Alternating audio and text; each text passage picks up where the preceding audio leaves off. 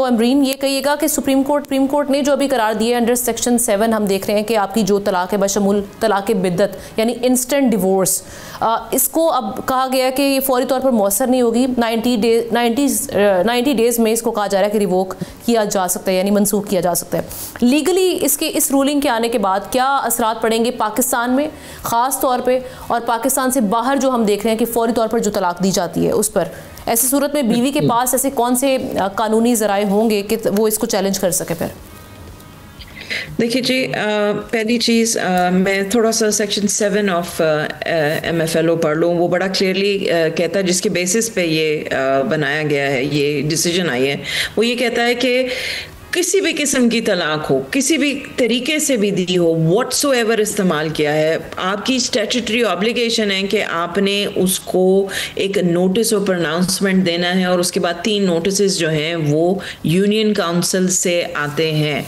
सो ये आपका लॉ है, उसकी इम्प्लीमेंटेशन होना इज़ अनदर थिंग। आपके पाकिस्तान में अगर आप देखें तो डिवोर्स रेट बहुत हाई नज़र आ रहा है पिछले 5-6 सालों में, और उसकी एक ये भी रीज़न है कि आप बिल्कुल ही प्रोसीजरली जो यूनियन काउंसिल जैसे काम कर रही है और किस तरीके से उनको बताया गया प्रोसीजर का, वो they are really overriding the principles. और इसलिए बहुत ज़रूरी था कि इस टाइप की जजमेंट आए जहाँ पे डिटेल में लिखा जाए और बताया जाए कि प्रोसीजर क्या है। हाईलाइट इस चीज़ को करना है 90 डेज़ के आपके पास टाइम है। कोई ये नहीं हो सकता अब कि आप कोई वकील के थ्रू लीगल नोटिस भेज दें और कहें तलाक तलाक तलाक, तो जी वो तलाक मानी जाए। अभी एक प्रोसीजर है, आपने उसको फॉलो करना है। 90 डेज़ हैं आपके पास कि आप रिकंसाइल कर लें, आप आपस में बातचीत कर लें। 90 डेज़ के बाद औरत को हक है, और ये एक लीगल उसका राइट है कि वो सेपरेटली रह सकती है, मगर उससे पहले ये नहीं हो सकता। और सिमिलरली आदमियों को भी ये देखना चाहिए कि ये जो गुस्से में आके ये कर देते हैं, और बीवी और बच्चों को और बच्चों को कि लिटरली उनको घर से निकाल देते हैं, ऐसा अब नहीं हो। बिल्कुल ठीक। और अब जो एक और चीज़ है जिसमें अदालत ने कहा है इस ऑर्डर में कि जिस बीवी को डिवोर्स का मनकूला राइट मिला हो उसके पास सेम पावर्स होंगी अपने शौहर की तरह। तो ये कहिएगा प्रैक्टिकली ख़वातीन को अपने निकाह नामे में आप क्या समझती हैं कौन सी ऐसी मखसूस क्लॉजेज रखनी चाहिए या सेफ गार्ड्स रखने चाहिए ताकि ये राइट्स जो हैं वो इन्फोर्सेबल भी हों, क्लियर भी हों, और इसमें ऑब्स्टेकल्स जो हैं वो आप क्या देखती हैं जब ख़वातीन उन राइट्स को जो उनको डेलीगेट किए जाते हैं अगर वो यूज़ करने लगती हैं, तो आप क्या समझती हैं कि किस किस्म के ऑब्स्टेकल्स उनको फेस करने पड़ते हैं? देखिए, सबसे पहले बिफ़ोर आई गो टू के ख़वातीन के, मुझे लगता है कि बड़ा ज़रूरी है कि हम इस चीज़ को हाईलाइट करें आपके प्रोग्राम के निस्बत से एज़ वेल कि यूनियन काउंसिल का ये बड़ा अहम किरदार प्ले करती है डिवोर्स डीड्स और जो डिवोर्स के सर्टिफिकेट्स लाने के लिए। यूनियन काउंसिल को ऐसा कोई रेगुलेट नहीं कर रहा, और मैं लाहौर, इस्लामाबाद, कराची की बात नहीं कर रही, मैं छोटे डिस्ट्रिक्ट्स की बात करी। लाहौर में भी होता है, मगर हम लोग चेक ही नहीं कर रहे जो ऑफिसर्स जो उनके साथ जो लोग हैं वो किस तरीके से काम कर रहे हैं। थोड़े से पैसे में करके वो ये स्किप भी कर देते हैं। सो ये चीज़ें उनको ट्रेनिंग बड़ी ज़रूरी है कि उनको बताओ कि भाई ये कानून है और इसके तहत जो है प्रोसेस होगा।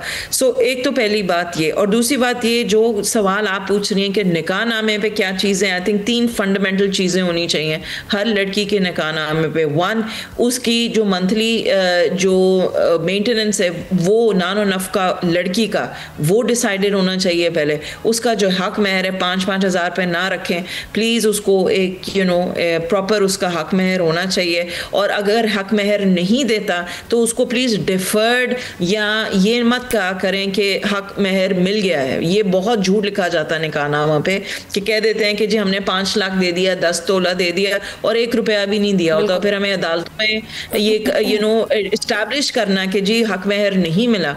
खैर, ये ऑफ द टॉपिक बात चली जाएगी। सोशल स्टिग्मास हम देख रहे हैं, इनको भी काम करने की ज़रूरत है। राइट बिल्कुल। सो ये ज़रूरत है। और delegated right to divorce, delegated right to divorce जो है वो भी अब वो यही कह रहे हैं कि ये उसका प्रोसेस भी यही है कि आपने एक एप्लीकेशन देनी है, अपना निकाहनामा अटैच करना है, जो मुतल्लिका यूनियन काउंसिल है वहाँ पे आप लोग जाएंगे, उसके बाद 3 नोटिस जो हैं लड़के के घर जाते हैं, और उसके बाद फिर यूनियन काउंसिल से एक डिवोर्स सर्टिफिकेट आता है।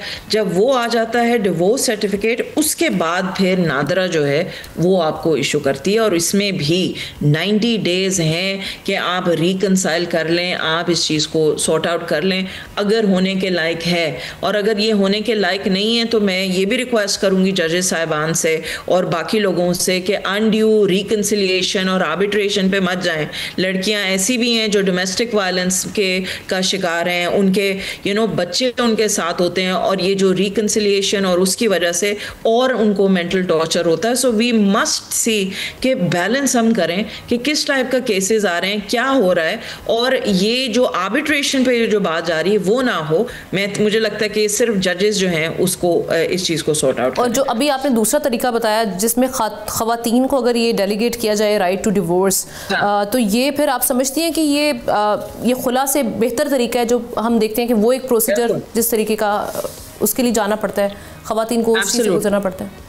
एब्सोल्युटली, मेरे पास दोनों किस्म के केसेस आते हैं, और सबसे आसान ये है कि अगर आपके पास डेलीगेटेड राइट ऑफ डिवोर्स हो, उसमें फिर आपको खुला के लिए अदालत में नहीं जाना पड़ता, आपको दूसरी पार्टी का इंतज़ार नहीं करना पड़ता। ये राइट आपको अल्लाह ने दिया है, ये राइट आपका कानूनी हक है। और अगर आप इस तरीके से जाती हैं तो अल्लाह ना करे, खुदा न खास्ता अगर ऐसा कोई सिचुएशन आती है तो फिर आपको अदालतों में नहीं बैठना पड़ता और आर्बिट्रेशन की तरफ, जहाँ पे दोनों पार्टीज बैठ के इसको सॉर्ट आउट करें।